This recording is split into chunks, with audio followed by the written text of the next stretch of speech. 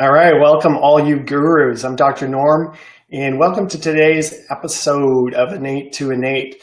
Today we have a very special guest, Dr. Steven Fonso, and he's going to be exploring such topics as anxiety and stress and how to use your body as a resource to really work through these things that we might be struggling with. We're also going to touch on the heart field and how to get more connected to our heart. It's going to be a powerful episode. I'm glad you can join us here today. And before we bring Dr. Steve in, we're going to take a moment to drop into our own center. I don't know where you are today, if it's been a busy day, stressful day, maybe a frustrating day, maybe it's been a great day, but we're going to take a moment, all of us here now, and just take a couple moments to do some deep breathing. So I'm going to start with that. I invite you to close your eyes.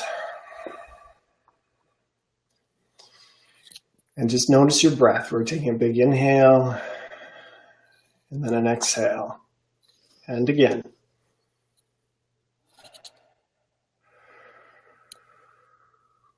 All right.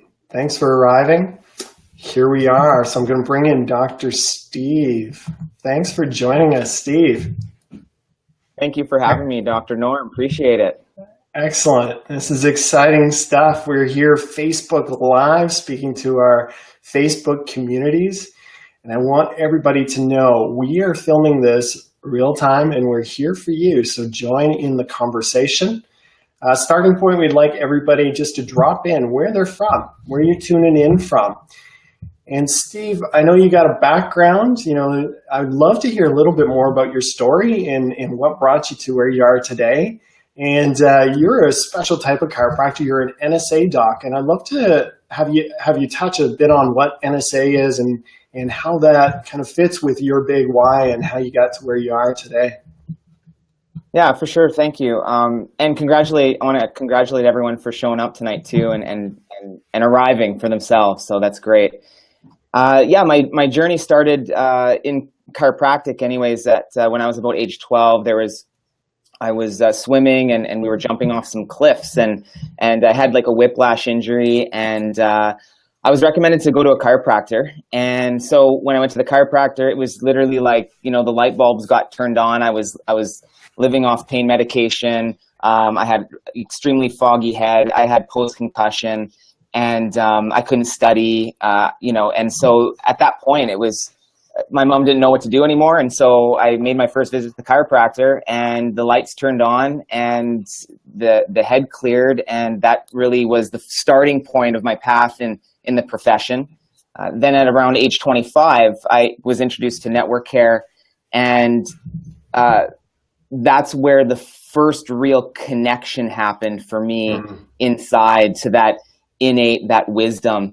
And from that point on, connecting with network care, allowing me to connect with myself on a much deeper level, I just said, this is a product I got to bring to people.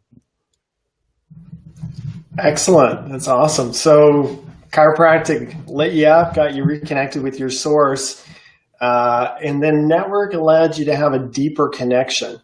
Now, I know that connection is something that, you wanted to say something about that? Go ahead. Well, I wanted to just mention that I remember I was in Denver up on the mountains at a program and this woman said, "Can I adjust you?" And I was used to some different type of adjusting and some manual adjusting. And so all I felt was just this little finger from this woman. I had no idea who she was, but she just put this most gentle contact on my neck. And all of a sudden I just felt this huge wave of breath come through my body and spine. And at that moment, it was just this part of me that I had never experienced before. And that was just this next wake up moment for me. And that's what I wanted to bring to people, is that experience of that connection to that source inside. Yeah, for sure. I think, the experiences through network care are what a lot of us read books. We may understand these spiritual concepts, but through network, we experience it firsthand. It's very practical. It's real, isn't it? Yeah, it is. And it moves from that information, from that content of the mind that you read about. And when you embody something and experience something on that level, then it's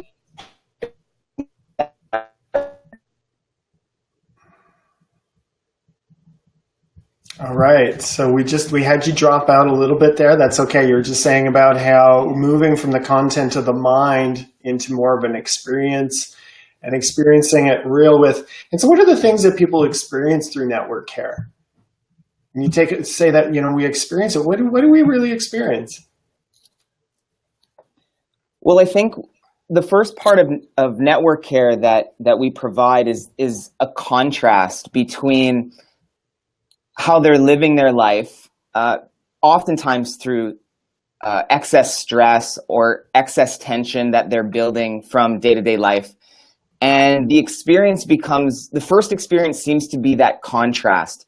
So when we're working with people that are more high stress, more anxious in nature, when their system's on hyperdrive, network provides this contrasting effect where they experience more peace or ease, more safety, more connection to their body. The system just slows down for them. So it's like this effect of contrast. And it's quite pleasurable because you're used to, running in a certain way. And I find on the other end of the spectrum, the other beauty of it is when people are more lethargic or low energy or more on the depressive end, the work helps to wake up their system, kind of stirs their energy, and they become more energized and more awake and more revived. So it has this wonderful blend of these similar contacts seem to just allow people to feel the opposite side of the way that they've been running their life. And for that, I'm grateful. Absolutely, for sure.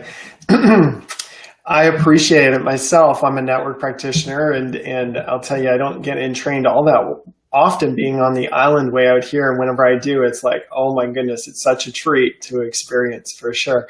And so connection seems to be something that you're really passionate about. I know that was a feature in the book you wrote as well. Perhaps you can share with us a little bit about your book and how connection and relationship fits into that. Yeah, I tend in my practice, I tend to listen for, where the challenges are for people and where I think we can kind of fit into a missing piece of their puzzle.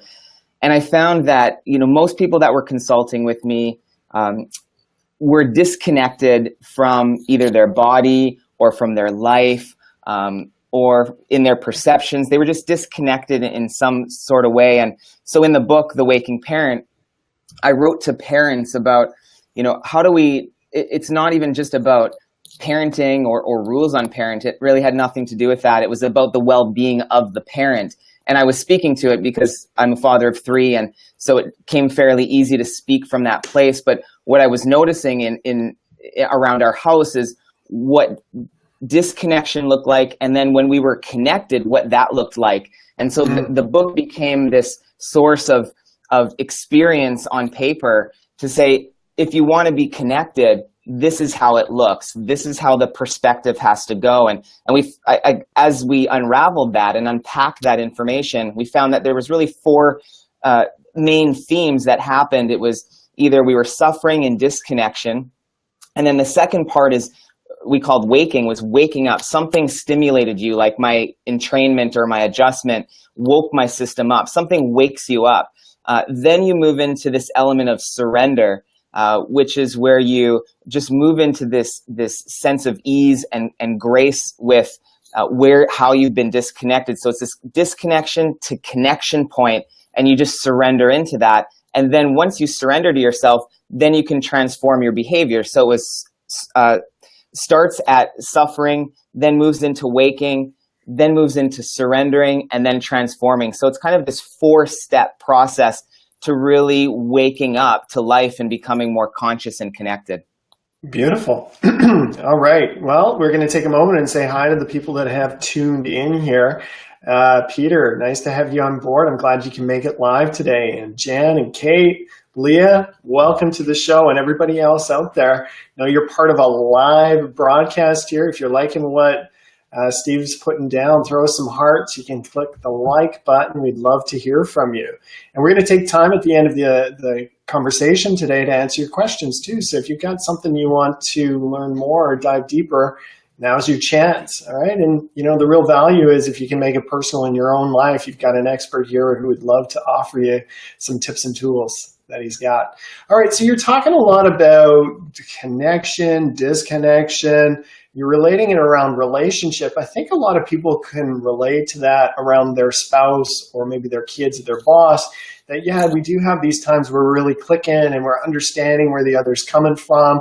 We feel like we're in resonance with the other person. And then there's other times where we're just like, you're just not getting me. I had a conversation with my dad the other day, and it was just like we were just on two different pages. And it was like, I could feel just this drain of energy as we both just weren't getting each other. And it was like my being was just like, Dad, please notice me. You know, here I am. And he's just like, are you paying any attention to me? So I think we can understand how that applies to relationship.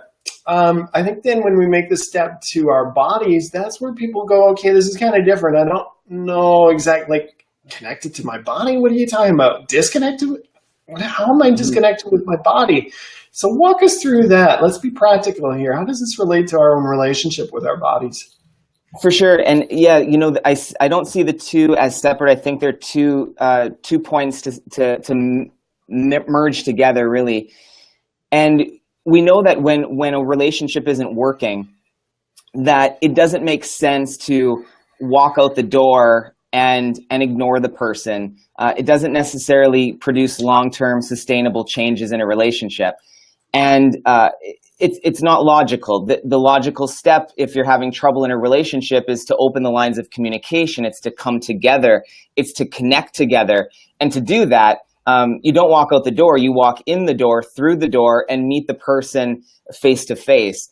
And the same goes, so that's a relationship with somebody else, but you have a relationship with 300 trillion cells of your body, and there's 300 trillion members there that need to be connected with and need to be met. And when we're not meeting those needs, when the relationship has gone askew, then we need to take a look at, well, how do I connect with these members of my family? I got 300 trillion of them. How do I connect with these things? And oftentimes, and to me, the easiest, the most accessible to any one of us is our hands and our ability to touch our body. And in doing so, what you're doing is, like, when you're coming through the door to talk to a spouse or partner or a family member, the same thing that you're doing is you take your hands, and as you pull them towards you, you're coming within yourself to connect with yourself so that there can be trust that's regained, new open lines of communication, a sense of feeling met, a sense like, yeah, here I am with you.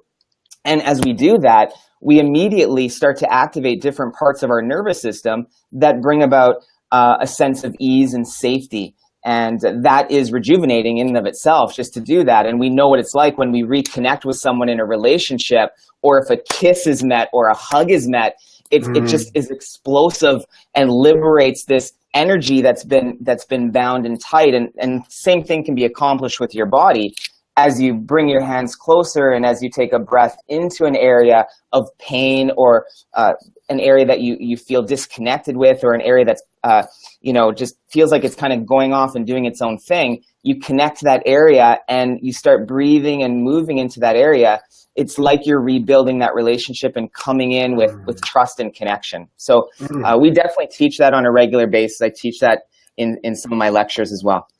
Love it. Love it. That's awesome. Excellent. You know, in my relationship with my spouse, Heather Lynn, one of the number one things I've learned along the way is the power of the female emotions, right? I mean, it's like, and it's beautiful, it's powerful, it's what I love about her so much. And then there's, the other side of it too.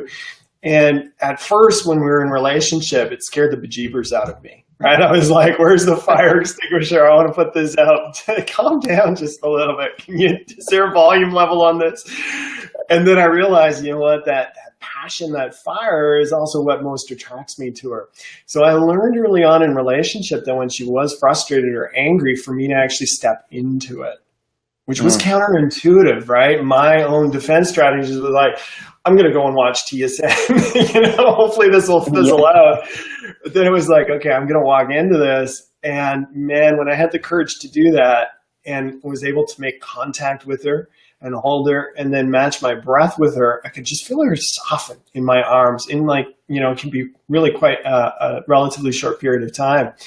Now we contrast that with our bodies and what you're speaking to us here about, putting our hands on our body, breathing into the areas that might be asking for some attention, that might be uncomfortable, that might be inflamed.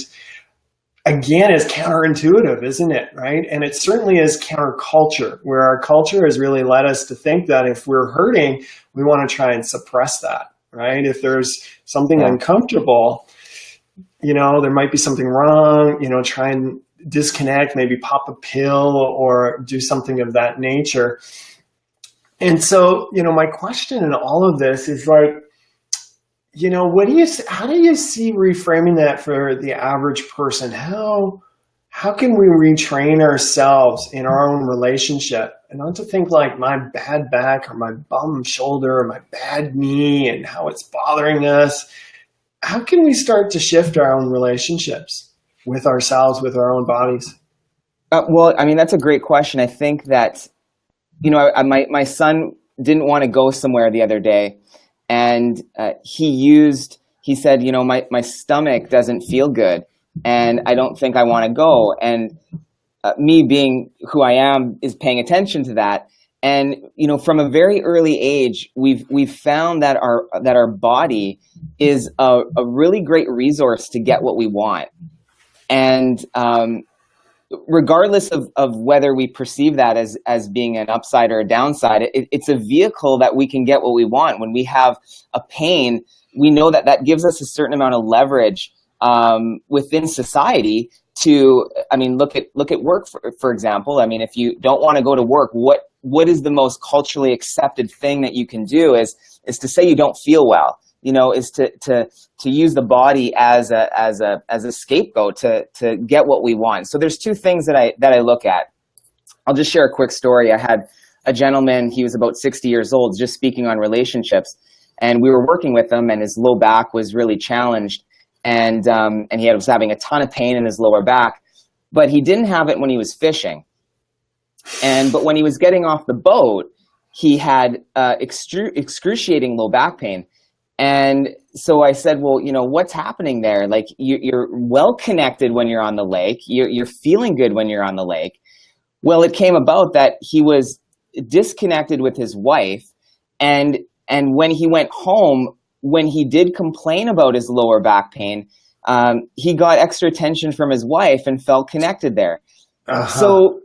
So it was just, that being revealed, as that was revealed to himself, that pattern, I just want to make that as an interesting note because, there's things that go on in the body that we need to connect to, but then we also can connect to, with our body, we can connect to how is this pain actually serving me? And that's that next level, that next stretch for people to look at. But it may also be serving you in a way that you're not quite recognizing or realizing. So I think that's also another depth or layer of looking at a relationship with our body. It's not only connecting to it and feeling it and feeling how it doesn't feel good, but then also, could there also be a reason why this might be expressing itself this way, that another need needs to be met, or we need to address another issue? So in our practice, we really look at body, mind, and life, and how life is reflected through our physical body. So we still need to be paying attention to that. And then also the physical body and how we're taking care of that and connecting to it and treating it well, even on a physical level. Love it. So you're suggesting to use our body as a barometer, that it's talking to us. I am. I'm suggesting that we use that body as that interrelationship, not only between ourselves, but that relationship with life as well, and that they're feedback mechanisms for each other. And our body is a fabulous tool to let us know if we're connected and if we're on purpose, if we're passionate, if we're inspired. The body's going to be a great feedback for you to let you know whether something needs to shift or change. And the beauty of connecting with the body that way is that it opens up wisdom. It opens up that inner guru as you connect with your physical body. It pauses and suspends a lot of the stress and armoring and allows you to connect with that inner guru so that you can get a moment's glimpse of maybe your next step of what needs to happen, or how you maybe need to move your body differently, or what step you need to make in a relationship or in life, or that next step is what the inner guru and that innate intelligence is all about. And the best way that I know, one of the best ways to access that is by placing your hands on your body and taking breaths in and out and just feeling your body. Beautiful. Love it. All right. So everybody's tuned in. I see there's a lot of people live right now in Facebook world as part of this conversation. I want you to know that you're part of the field here tonight with Dr. Steve and myself, and your comments matter. We want to hear from you. We want to make this a interactive co-creation tonight. So throw in some comments. All right. If you like what Steve is saying, yes, put it down there. If you got a question, ask away. All right. So Steve, you're saying that like touch and breath, is it really that simple? Is there more to it than that? And let's help. Well, you know what? Yeah, go ahead. I'd say that's the easiest place to start. It doesn't. Okay. It's not the end point necessarily, but it's your easiest place to start because your body's going everywhere with you, and it's to me the tool that we would want to generally get to know the most and to feel the safest with and to work with the most because it's going with us everywhere that we go. So to use the body as a tool, to be able to use your hands and your breath as a tool for yourself, to me just makes sense given that the body's not going anywhere and it's coming with us wherever we go. So I definitely feel the body's that. And I had a woman today, just to let you know, about 5 hours ago, I was seeing this woman and she was confused. She said, I don't know what to do. I have all this pain. I don't know what's going on. I'm feeling anxious. I'm feeling stressed. I can't figure this out in my head. I don't know what to do. And she's literally sweating on my table because she just doesn't know what to do. And I said, how about we just start by putting your hands on your body. We'll put your hands on the area of pain and let's just start breathing. It literally was about 30 seconds before she broke into tears and said, I've just been so sad.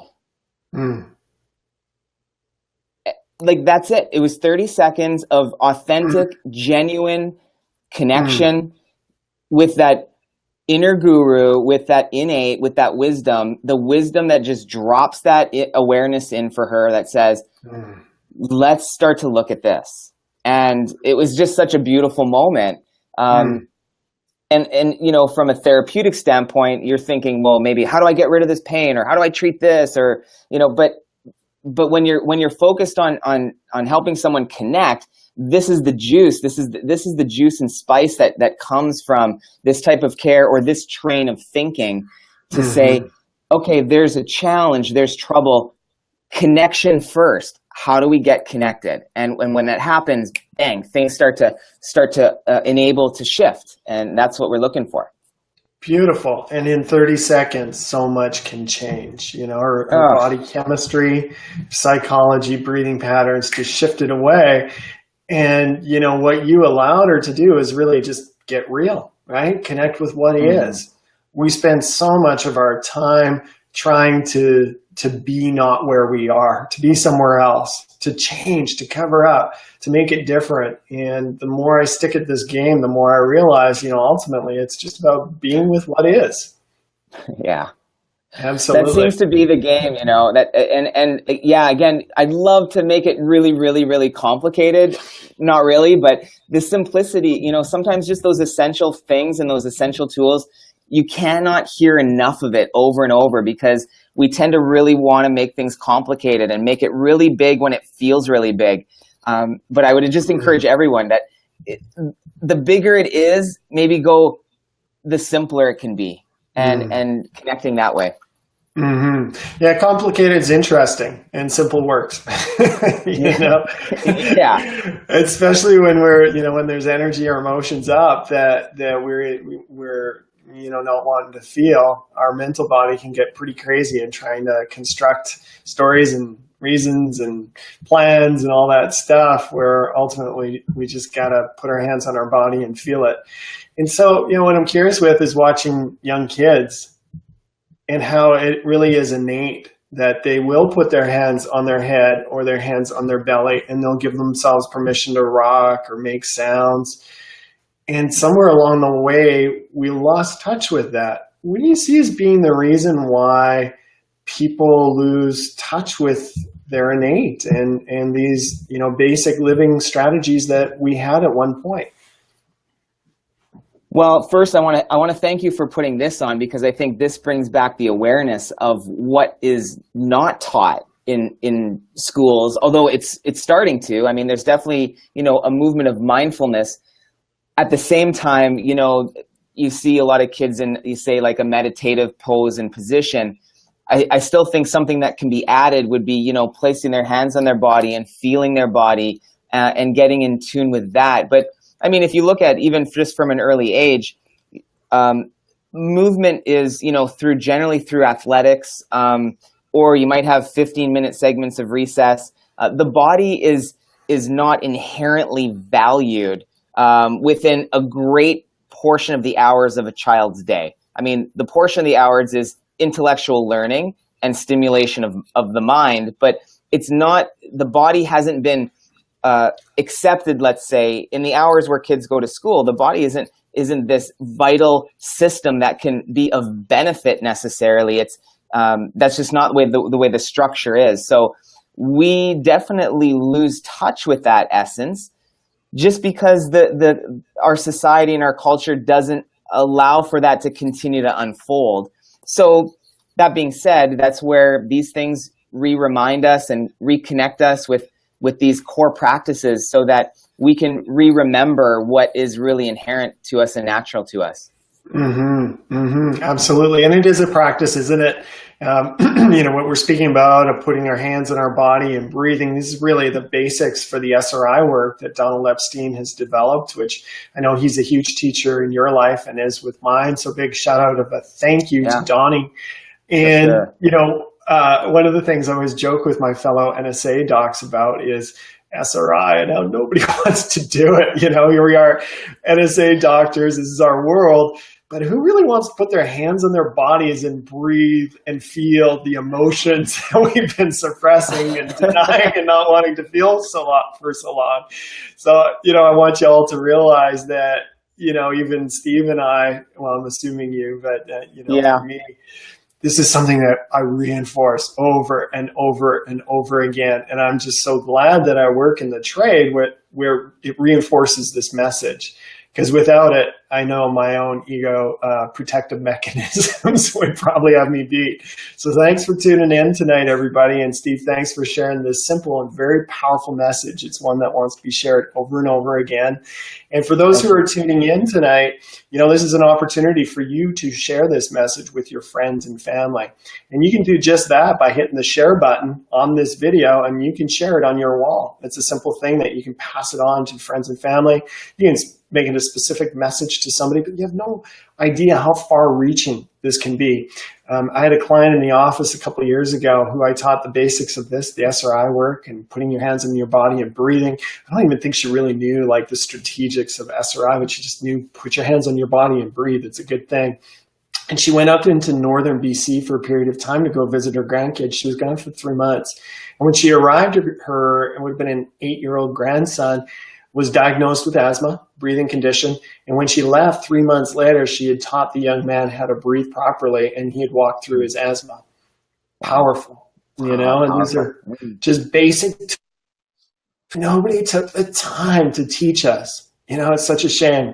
Awesome. So we've got some people joining in here. Hey, this is one of your peeps. I'm just going to bring in Heather's comment. Excellent. So this is Heather. And you can read that, Steve. All right. Do you want to read that out? Way to go, Heather. Excellent. Yeah, instead of rushing out to us? Sure. Instead of rushing through life, I joined a gym and have started a yoga practice, becoming more aware of my inner self and staying in the present. Way to go, Heather. Nice job. Awesome. Excellent. Well done. And again, this is counterculture. Society would rather keep us racing in the rat race, paying our taxes until we wake up someday dead, right? So taking that pause and breathing and touching feeling and loving is where it's at. Awesome. Excellent. All right. Some other comments. We'd love to hear from you people. That would be great. And Steve, as we kind of near the end of our conversation, any last pieces you want to add to the conversation? I really think that if there's one tool that I would look to teach people, it would be the word of trust and trusting their bodies and trusting themselves and trusting that inner guru that knows the way, that knows that navigation point for them, and trust really does trump fear. And when you're able to be connected, whether it's with yourself or with a partner or spouse, that trust just lights the system up, and you really feel like you're on your way and you're not getting bogged down with life. And so when you're trusting life and you're trusting your body and you're trusting yourself and your intuitions, life becomes much more effortless and you become much more in the flow. So I definitely see that pattern a lot with people, and trust within yourself is a big thing. Excellent. Yeah, I meet so many people that are looking to like rebuild trust with other people, and it's like, and they're looking outside themselves for trust. And I feel that the first place we got to start is really trusting ourselves, trusting our bodies, trusting what we're feeling. That's real. That's it. That's the starting point. And then from there, once you've reconnected with your own sense of trust, then bringing it out to another is a whole different game. But if you're not connected, how are you going to know to trust another person or not? You're not even connected with yourself, right? So That's awesome, man. I love to bring it back to trust too. That's wicked. Okay. Hey, one of Dr. Steve's and mine's teachers as well is BJ Palmer, and he was the developer of chiropractic, and he was really the fellow that popularized the concept of it innate being our internal wisdom. We all have favorite BJ Palmer quotes. I'd love to hear a quote from you. The potential is in you. It lies dormant, inactive, like a smoldering volcano choking back its pent-up fires, ready to burst forth as soon as a natural opening is made. Woo! Love it. And how pertinent to our conversation tonight, right? I mean, BJ really was an NSA doc way back then. That's my perspective. He was a total doc. Donnie just kind of evolved the work, but he was talking about innate. He was talking about energy and the wisdom within. And, as we went through tonight's talk, we talked about the basics of breathing and touching, but ultimately the bigness of it is connecting to our own inner wisdom, and the potential of our lives when we really start to trust all that's within us is profound. All right. So that was an awesome chat tonight. I want to thank everybody for tuning in tonight. Thank you for being part of our community and part of this mission here that we have about helping people connect to their own innate wisdom, to their inner guru.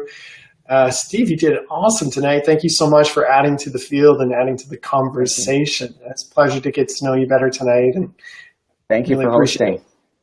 Excellent. All right. So on that note, Steve, the innate in me blesses the innate in you. And everybody else, this is Dr. Norm reminding you to attune to the wisdom within. Be well.